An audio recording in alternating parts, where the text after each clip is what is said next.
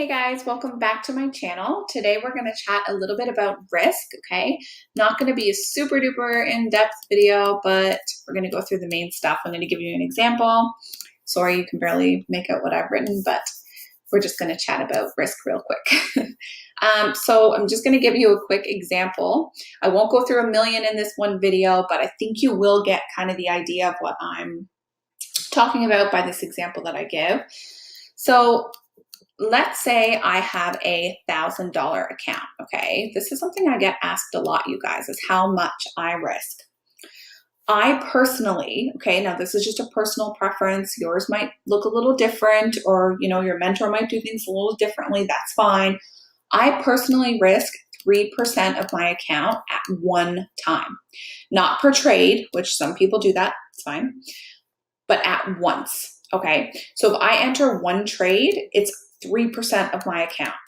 If I enter two trades, I divide that by 2 and it's 1.5%, okay? So, but it's only ever 3% at one time. And I'm gonna show you now how I would calculate this. And we're just gonna go through one easy example. So let's say we are trading the euro US dollar, okay? And we are trading from, I'm gonna delete this so that I can actually show you what I did here. Let's say we are taking let's say we're trading from this kind of rejection here from that zone all the way down to a lower zone. Now, this is just an arbitrary example I'm giving to you. I'm not actually telling you price is going to go down to a zone lower than this one. Just is purely an example, okay? But let's just say that's what we did. We're going to calculate then our stop loss, obviously, right? So if I were taking a longer term swing trade here, my stop would be above this high wick, okay? And what I would do then is go into the date and price range tool. I'm on TradingView, okay? And I'd go to my entry point, which is, again, arbitrarily right there. And we'd go up to where our stop is, which is a few pips above that long wick, right? And it's about 50 pips. It's 50.5, but I'm going to say 50 pips. So we read that last number there, okay?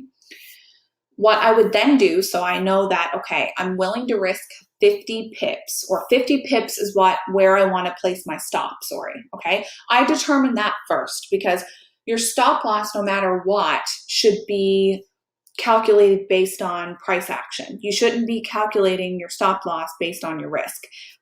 You need to determine your risk after looking at your stop. So if your stop has to be a bit wider, you can just lower your lot size, right? And lower your risk amount. So then what I would do is go over to my pip value calculator. Now remember, we have a $1,000 account. Okay, I don't have anything written there. We have a $1,000 account. And we are willing to risk $30, 3% of it.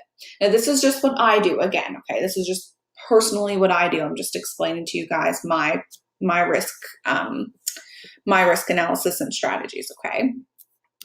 So what I would do is put in our pip amount, which is 50, because that's the risk that we're taking. And again, this is just on one trade. Then we're going to go into the euro US dollar whenever I can find it. There we go. I'm going to keep the deposit currency on the US dollar, just to keep things really easy. I will tell you guys, I really like the FXTM pip value calculator. That's what I'm using. Sorry, I should have mentioned that at the beginning. You can use any pip value calculator. So if you search in Google, literally just Google like Forex pip value calculator, there'll probably be like 10 or 20 that are fine to use. I just prefer this one. I find it's easy to look at, okay? But again, you can either copy this, take a screenshot of this. This is what I like to use.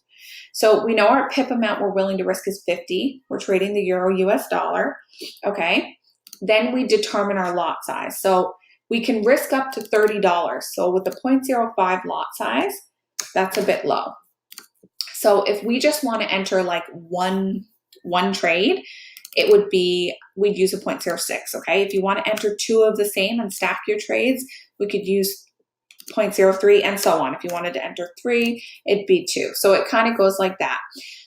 If you're trading a different pair, okay, it's going to be, you try to make sure that you put it in here because it will change depending on the currency pair, right? So make sure that you're changing this currency pair. And that is how I determine my lot size based on my risk. So pretty easy. Now, if you want to use a 5% risk, if you want to do 3% per trade, whatever, that's fine. I just encourage you to use consistency. So still go ahead and, calculate your pips based on your stop loss and all that good stuff. That's all I have for you today. It's not a super long video, but it's something you guys have been asking me for. Please let me know in the comments what other videos you want to see. I want to know what you guys want, what you guys want to watch, and I'll be sure to make some great content this week. Please subscribe to my channel if you haven't already and leave me a comment. I'd really appreciate that. And I'll see you guys in the next video.